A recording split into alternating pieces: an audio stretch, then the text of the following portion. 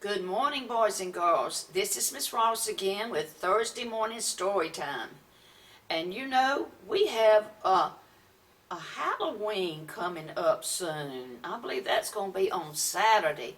So I chose a book for you today called Queen of Halloween, and I think you will really enjoy this book.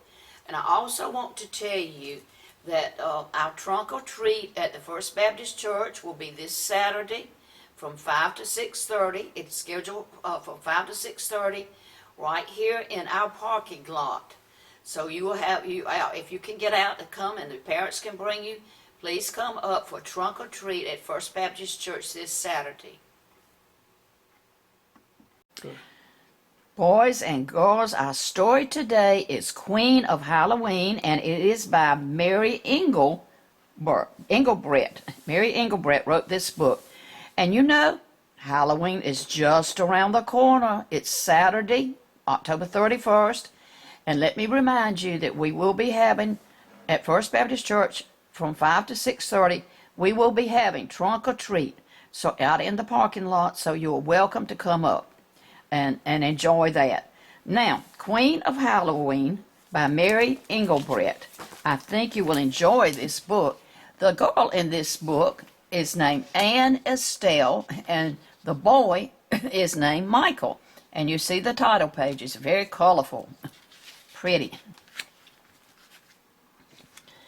All right, Anne Estelle had the perfect Halloween costume. It was a long, lacy skirt, a bright, shiny wand with a star on the end of it, and a pair of glittery wings. And a crown, of course, because she was the fairy queen. Her friend Michael was a pirate, and oh, look at his outfit. Boy, he looks just like a pirate, doesn't he? He had a sword, an eye patch, and big black boots. Yo ho ho, said Michael, and tra la la, said Anne Estelle, trick or treat. Now they're all dressed up. Michael said, "We don't need a grown-up. We're old enough to go out trick-or-treating alone." Well, Anne Estelle wasn't so sure about that. The night looked very dark to her, but she didn't want Michael to think that she was afraid or scared. So they're looking out the door, getting ready to leave.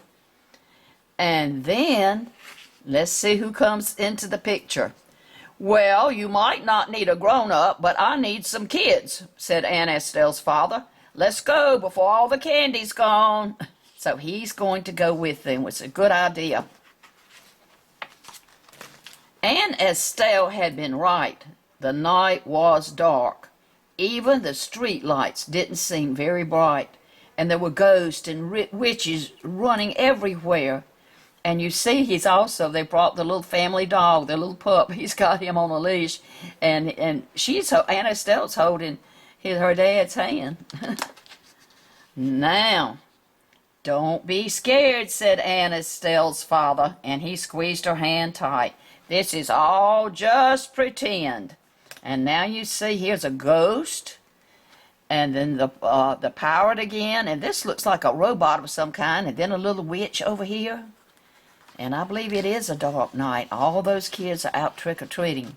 But it's a good thing Anne Estelle's dad is with them. I think that's a good idea.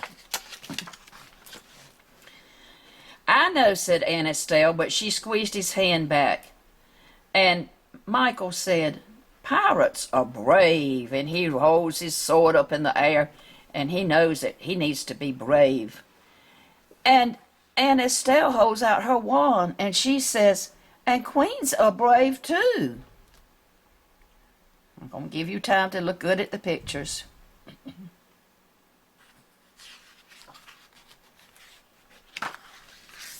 Oh, they got chocolate bars from a witch, they got lollipops from a spooky mummy, and they got apples from Mrs. McGilligan. And Mrs. McGilligan happens to be Anne Estelle's teacher. And here they are, and she's handing them some apples. And she says they are good for your teeth. And I want you to look closely at these trick-or-treat bags. They are full. I don't see how they could get anything else in those, do you? Now let me tell you what a lollipop is in case you don't know. A lollipop is just another word for a sucker. It's just a type of sucker. And you see some of those in their bags. And their bags got heavier and heavier.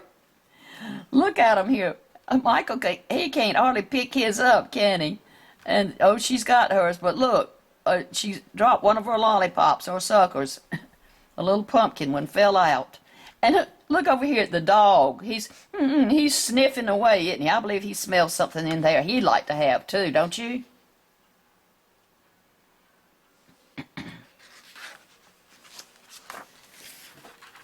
It's very late, said Aunt Estelle's father. It's time to head home.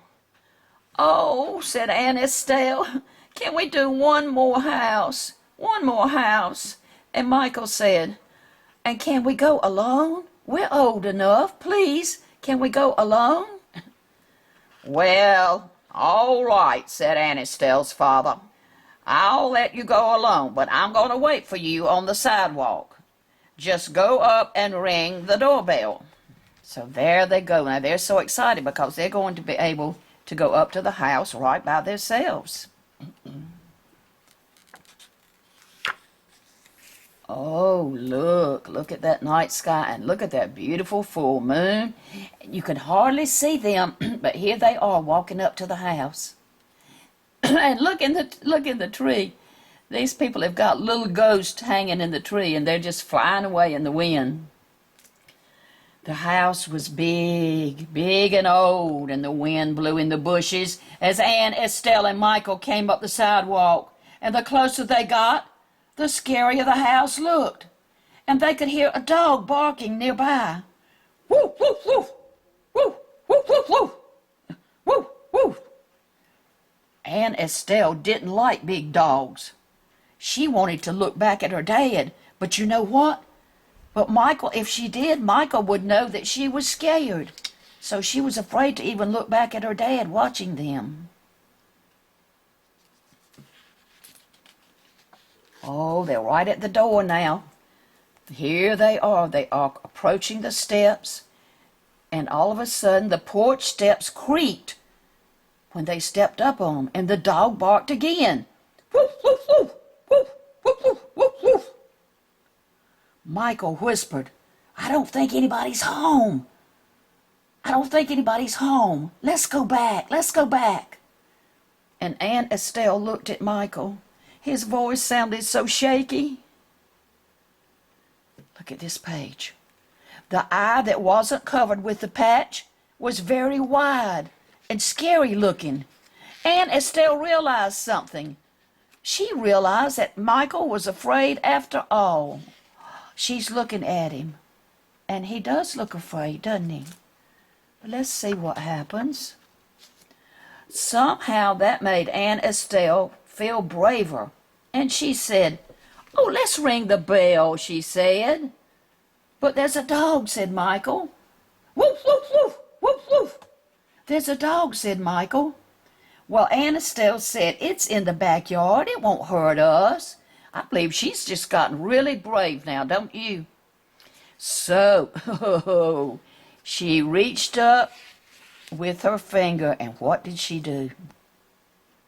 You're right. She pushed the doorbell with her finger. But nobody came out. Oh, what do you think's happened? Let's turn the page and see why nobody came out. Michael said, see, nobody's home. Look, nobody's home. And all of a sudden, the door cracked open. Look, and you can tell that they're looking inside to see what they can see. And here they are looking up, holding their bags. Trick or treat, said Aunt Estelle. And she poked Michael. Trick or treat, he said. Trick or treat, he said. Oh, look. here is the nicest looking lady, and she has come out with her tray of goodies. And there's also the dog that's been barking, and he looks like he's happy to see some trick-or-treaters, doesn't he? And she says, "Oh, you're my last trick-or-treaters," said the white-haired lady who opened the door. "So you all might as well take all the candy." Oh, I'm going to let you look at these pictures, and I'm going to repeat that again. Bless her heart. "You're my last trick-or-treaters," said the white-haired woman who opened the door. "So you might as well take all the candy." Oh, how sweet of her. So Michael and Aunt Estelle held out their bags, and then they ran down the front walk to Aunt Estelle's father. Now look at their bags. They're just running over, and they're so happy. They're just smiling and laughing. And I want you to look real closely. It's Michael's. He's running so fast, and with the wind blowing, he's losing some of his candy, isn't he? So they held out their bags, and then they ran down the front walk to Aunt Estelle's father. "Oh, look," he said. He's so proud of them. Oh, he's just hugging them and telling them he's so proud of them. "You did it! You did it!" he said. "Well, queens are brave," said Aunt Estelle, "and pirates too." "So you weren't even a little scared or afraid?" asked her father. And Aunt Estelle looked at Michael. And Michael looked at Aunt Estelle. Oh, we were scared, all right," Aunt Estelle said. "But you know you have to be a little scared so that you can be brave." And there they are, beginning to enjoy their candy. And that was a wonderful book, Queen of Halloween. Let me remind you again to please come up to the Baptist Church for trick-or-treat on Saturday afternoon, and excuse me, in the parking lot, and I think you would enjoy it. And come back next week on Thursday at 10 o'clock for our usual story time. And I think we'll be through with Halloween by then, and I'm not sure what will. That'll be a surprise when we come back. Let's let that be a surprise and decide. I'll decide what we'll do when we come back the next time. And just remember now, I love you. Have a good Halloween. I love you, and God loves you too.